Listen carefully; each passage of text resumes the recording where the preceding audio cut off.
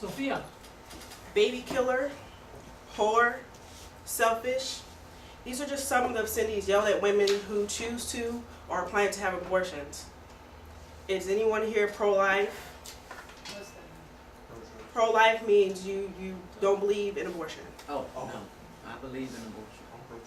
Pro-choice is the right for women to make their own decision, whatever they want to do with their body. Yep. I used to be very pro-life. I go to Church of Christ. I'm raised in the church.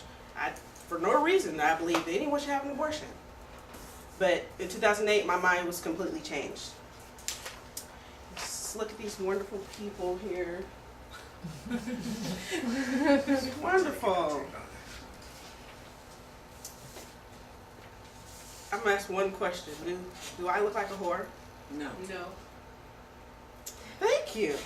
But today I'm going to discuss 2 pro-life speeches, 1 pro-choice speech, and 2 real-life experiences that may open your eyes to see both views. You can make an educated decision instead of judging every situation and putting a stamp on somebody and thinking of them as an evil person for doing what they may have had to do.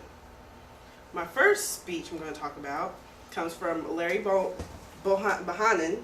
He's a preacher. Chris Smith, he's also a preacher. And the last one's from Lorna D. Cervantes. She's a victim of a situation.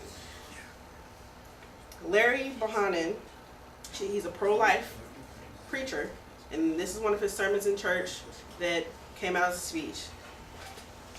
Now, I do believe that I do not have to convince anyone here in this church about the evilness and tragedy of abortion. But if anyone remains unconvinced, go over to our nursery, pick up a little baby, hold it in your arms and gaze to his eyes, and you will know the truth. All the pro-choice, pro-abortion rhetoric will just melt away. That's pretty cut and dry. He just says pick up a baby, and that'll say, oh, don't kill babies. No one's going to pick up a baby and say, let's end this baby's life. So he made that cut and dry. He probably put a lot of thoughts in people's minds, like, yeah, pro-life. Never thinking that someone could have to be in this situation and have to end the child's life. Chris Smith is also a preacher. He says, is it really hard to believe to understand that abortion is violence against children, a form of child abuse, falsely marketed as a choice, human right, healthcare, and safe? Abortion isn't healthcare. There is nothing whatsoever benign, healing, or nurturing about it. Another strong speaker that probably put these big thoughts into people's heads and closed a lot more people's minds. My pro-choice speech I'm going to speak about is a woman named Lorna D. Cervantes. She was a victim of rape when she was 13 years old. At the age of 13, the fog was the same ornery stew as when someone grabbed me on the way to school, threw me on the ground in an empty loft over from the freeway construction, and raped me at knife point. At 15 years old, she tried to manipulate a boy into having sex with her so she wouldn't have to tell her mom she was pregnant and raped. Instead, the guy wouldn't have sex with her because he got the story out of her, made her go and talk to her mom. Her mom had her having a first legal abortion that was 35 years ago. With that said, when somebody is raped, do you think they should be forced to have a baby and have to go through the pain of labor and try to raise this child, or go through the pain of labor and have to give the child away? That's still a traumatic experience total. Their life would be completely ruined, in my opinion. I'm going to have to tell you 2 real-life experiences. My brother-in-law, his mother was a victim of rape. She was 16 years old. Her mom didn't believe her, called her a whore, slut, and made her keep the baby. So she had him. She wouldn't let her give up for adoption. She abused him, treated him like just trash. Says, you look just like your father. He looks exactly like her, but this is her mental state because of what happened to her.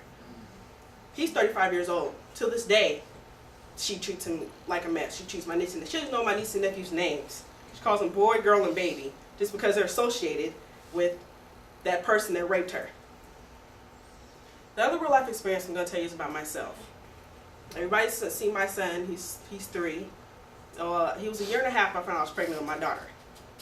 So excited. Well, we're going to talk about birth control first. Birth control doesn't always work. Pregnant twice on birth control. So, but each time I felt it was meant to be, so I was going to have my babies. So I was planning, bought all the baby stuff, everything was ready. I started having these pains all the time. I went to the hospital. They said something's wrong with the baby. You need to go get an amniocentesis. Found out at 7 months, my baby's brain hadn't split. She had hydrocephaly. They said if she would die at birth or before she turned 1 year old. I was forced to make the decision for the quality of life of her, for myself, and for my son, what I was going to do. I think that's the most selfless thing someone can do. I made the decision to send her to God so she wouldn't feel any pain. Inside me, she had no pain. Sitting alone in that room, there's no way people can say, these people are going to hell, these people are evil. It takes a lot of thought, a lot of process. Who knows if someone has the resources to take care of a child or the maternal instinct to take care of a child. Sometimes you have to make decisions that are hard. I made that decision. I think it's the best one I could make, because if I would have had to see her and watch her die, it would have been a whole other situation for me. So I made the decision for my son and for myself to send her before she could have any pain. Mind you, I was with my high school sweetheart from, no, I was about 14, so I'm really not a whore. But before anybody could know that situation, I called to set my appointment, and they said, make sure you come around the back because there could be protesters. These protesters chase people's cars, throw things, spit. What makes them better than the person that's having an abortion? I say nothing. There's nothing better about this person versus this person. Every situation is different.